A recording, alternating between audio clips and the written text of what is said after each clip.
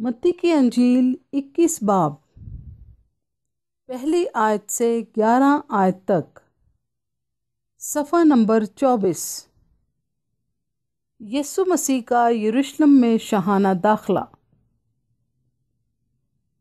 और जब वो यरूशलेम के नज़दीक पहुँचे और जैतून के पहाड़ पर बैते फिगे के पास आए, तो यीशु ने 2 शागिर्दों को ये कहकर भेजा कि अपने सामने के गांव में जाओ। वहां पहुंचते ही एक गदही बंधी हुई और उसके साथ बच्चा पाओगे। उन्हें खोलकर मेरे पास ले आओ। और अगर कोई तुमसे कुछ कहे तो कहना, खुदावंद को इनकी ज़रूरत है, वो फिल फौर उन्हें भेज देगा। ये इसलिए हुआ कि जो नबी की मार्फत कहा गया था वो पूरा होके सयून की बेटी से कहो कि देख, तेरा बादशाह तेरे पास आता है, वो हलीम है और गधे पर सवार है, बल्कि लादू के बच्चे पर।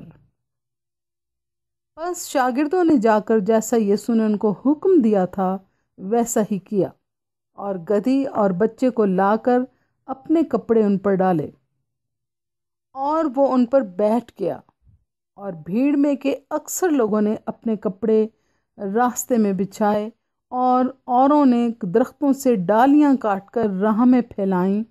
और भीड़ जो उसके आगे आगे जाती और पीछे पीछे चली आती थी, पुकार पुकार कर कहती थी, इब्ने दाऊद को होशैना।